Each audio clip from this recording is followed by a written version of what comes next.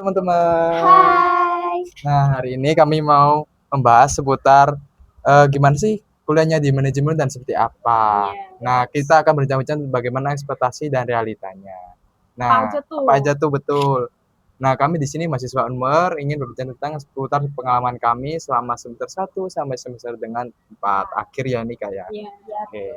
Oke, kenalin nama saya Muhammad Fadila dengan NIM 240 22000 363. Perkenalkan, nama saya Monica Bunga dengan NIM 385.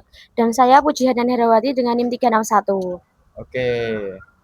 Untuk sesi pertanyaan pertama kami akan bincang-bincang selama berapa menit nih Kak? 7 menit atau 5 menit? 7 menit aja ya. 7 menit, oke. Karena kita ada beberapa sesi di sini, takut waktunya nggak cukup. Oke, tanpa berlama-lama mari kita mulai videonya. Ya. Bye-bye. Untuk pertanyaan pertama, kenapa kalian memilih jurusan manajemen? Saya memilih jurusan manajemen karena memiliki prospek pekerjaan yang sangat luas. Lulusan manajemen bisa bekerja di perusahaan, di pabrik, maupun menjadi kewirausahaan. Nah, kalau dari saya sendiri, kenapa memilih jurusan manajemen itu? Karena awalnya menurut saya manajemen itu jurusan yang lumayan cocok dengan saya. Nah, kenapa cocok? Karena di manajemen itu jurusan itu general, dia bisa belajar banyak hal dan menguasai beberapa hal. Sebagai contoh nih, ekonomi. Nah, ekonomi di manajemen sendiri itu tidak hanya hitung-hitungan, tapi kita dikasih tahu bagaimana caranya ekonomi tersebut itu bisa terjadi, misalnya seperti beberapa peristiwa yang pernah terjadi di beberapa bulan yang lalu di Indonesia, seperti kenaikan BBM dan bagaimana pengaruh global di dunia itu dapat mempengaruhi Indonesia. Nah, itu. Oke. Nah, untuk pertanyaan kedua, apa yang kalian bayangkan sebelum masuk kuliah di manajemen?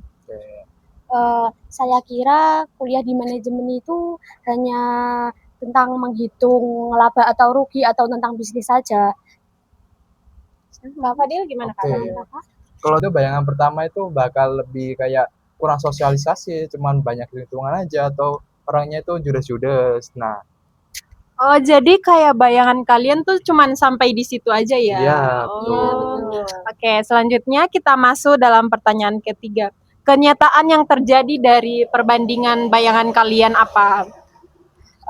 Ternyata di manajemen itu mata kuliahnya juga cukup luas dan strategis, seperti ada mata kuliah ekonomi bisnis, MSDM, dan juga ada mata kuliah akuntansi yang menurut saya juga cukup lumayan berat. Oke. Kakak Fadil. Nah, kalau dari saya, realitanya itu ternyata di manajemen itu lebih seru sama asik ya, nggak seperti kesan yang pertama. Nah, apa aja contohnya itu seperti di sini kami di awal-awal semester pertama itu ternyata banyak presentasinya, kami belajar bersosialisasi, belajar cara memimpin dan mengomunikasikan orang, mengelola orang, serta bagaimana tugas itu dapat terselesaikan dengan tepat waktu. Dan juga di manajemen itu realitanya ternyata lebih susah dari yang saya kira, karena yang awalnya hanya perhitung-hitungan yang biasa, ternyata itu bisa mencakup banyak hal. Itu juga termasuk dalam keputusan manajemen. Oh, seperti itu ya Kak Fadil. Iya. Oke. Selanjutnya kita masuk dalam pertanyaan berikutnya. Mata kuliah yang paling menantang menurut kalian apa nih? Kalau saya sendiri yaitu akuntansi manajemen. Kenapa tuh Kak? Karena tuh akuntansi manajemen itu beda dari akuntansi pada biasanya. Nah, berfokus untuk membuat internal manajemen untuk mengambil keputusan. Oh, kalau Kak Fadil gimana Kak Fadil? Nah, kalau dari saya sendiri, menurut saya itu di laporan keuangan, analisa laporan keuangan. Nah, kenapa menurut saya di situ juga sulit? Karena di semester ini itu analisa laporan keuangan itu tidak hanya mencakup tentang teori-teori saja, tapi juga mencakup tentang bagaimana investasi itu bisa dilakukan dan apa saja sih hal-hal yang dapat terkait investasi tersebut. Sebagai contoh nih, ada kayak profitabilitas. Nah, profitabilitas itu sendiri itu untuk kita mengetahui berapa banyak sih profit yang diperoleh oleh perusahaan. Ada juga namanya itu rasio aktivitas. Nah, rasio aktivitas ini kita itu melihat bagaimana pekerjaan itu dapat diputar kembali oleh perusahaan. Nah, seperti itu. Oh, jadi seperti itu ya, Kak. Ya. Tapi kalau menurut kalian dari eh, keuangan manajemen sama akuntansi itu ada kaitannya nggak sih? Oh, kalau dari aku sendiri itu sangat berkaitan ya kan. Pertama akuntansi manajemen itu kan dia kan untuk mengambil keputusan internal. Nah, sedangkan di analisa laporan keuangan ini juga untuk pengambilan keputusan dari pihak eksternal juga dan juga tentunya dari pihak kita bagaimananya.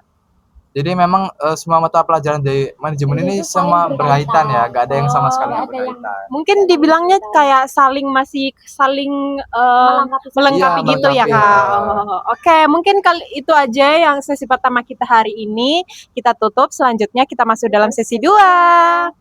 Hai, kali ini kita masuk di sesi 2. Nah, kali ini saya akan menjadi penanya nih.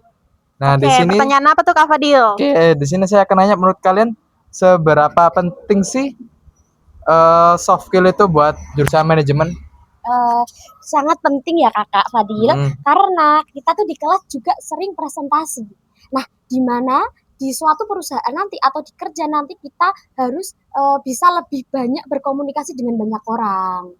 Nah, sedangkan dengan Kakak Moni, Kalau saya ya, kalau tentang public speaking tuh sangat penting, apalagi buat kita mau di kampus atau mau ketika udah kerja itu perlu banget buat rasa percaya diri. Karena kalau kita nggak percaya diri kan otomatis kayak kurang gitu ya kan, kayak kurang semangat atau kayak bisa canggung antara teman-teman kita atau rekan kerja kita. Jadi rasa percaya diri tuh sangat penting ya gitu Kak Fadil. Oh gitu, oke. Kenapa menurut kalian pemimpin itu penting sih di dalam sebuah organisasi atau perusahaan atau bahkan dalam lingkup kecil kayak kerja kelompok? karena di sebuah kayak organisasi maupun di dalam kelas kita tuh harus bisa memimpin sebuah organisasi juga. Nah, nanti kalau di dalam pekerjaan itu kita biar tidak kaku atau tidak ragu Oh, gitu biar loh. gak nervous gitu ya, Biar Kak nervous Gu? gitu loh, Oke. Kak.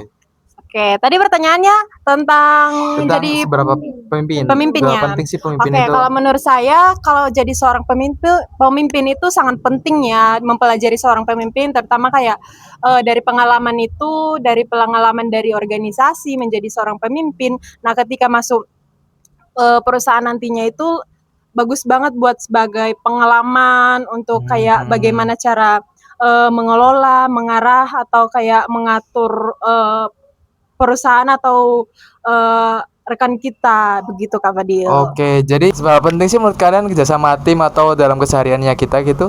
Iya, kita tuh sangat penting. Karena apa? Karena kan kita manusia nih, harus sering berinteraksi dengan orang lain juga. Jadi jangan sampai introvert banget gitu ya. Iya, betul banget.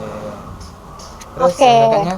Kalau saya sih kalau kerja tim itu paling penting banget sih, terutama kalau misalnya udah masuk dunia bisnis ya.